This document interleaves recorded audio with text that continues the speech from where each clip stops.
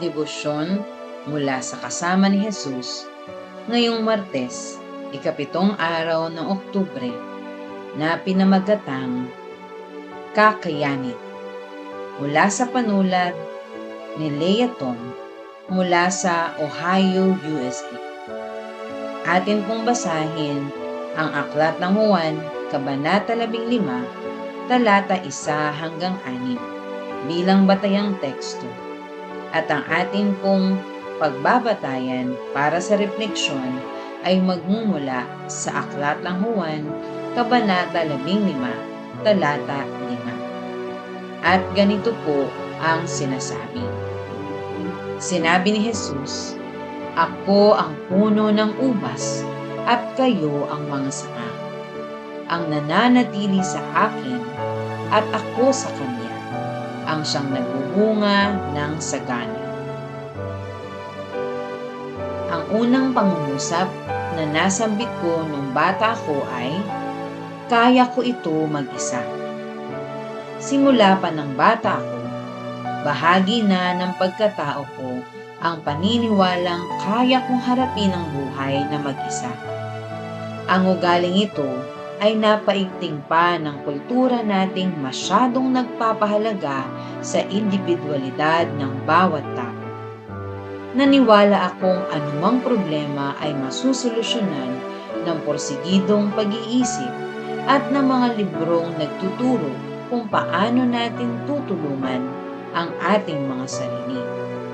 Sa paglipas ng panahon, nakita kong ang pag-ayaw kong humingi ng tulong at ang pagsisikap kong gawin ng lahat ng mag-isa ay may pinaghuhugutang kasinungalingan.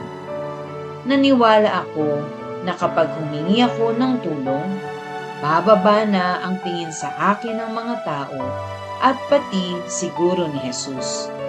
Naniwala ako na kapag hindi ko kayang kumilos mag-isa, ay ituturing akong talunan. Ngunit, ang mga iyan ay kasinungalingan lamang. Pinakita sa akin ng salita ng Diyos na hindi tayo nilikha para umasa sa ating mga sarili lamang. Sinabi ni Jesus na siya ang puno at tayo ang mga sanga. At ang sanga na hindi nakakabit sa kanya ay matutuyo at mamamatay. Kapag sinikap nating gawin ang lahat ng mag-isa, madalas kukulangin tayo at uuwing bigo at lupaypay. Inaanyayahan tayo ni Jesus na sumama sa Kanya para mahanap natin ang pahingang kailangan natin para makapamuhay ng malaya. Tignan ang Aklat ng Mateo, Kabanata 11, mga talata 28 hanggang 30. Kapag nanatili tayong malapit kay Jesus, pagagaanin niya ang ating mga pasanin at tutulungan niya tayong lumago at mamunga. Tayo po ay manalangin at isama po natin sa panalangin ang lakas ng loob na humingi ng tulong. Mahal naming Ama sa langit, tulungan mo kaming manatiling malapit sa iyo para mapuno kami ng iyong pag-ibig at galak. Sa pangalan ni Jesus, Amen. Para po sa isipin ngayong araw, mapagpakumbaba kong hihingiin ang tulong na tanging si Jesus ang makapagbibigay.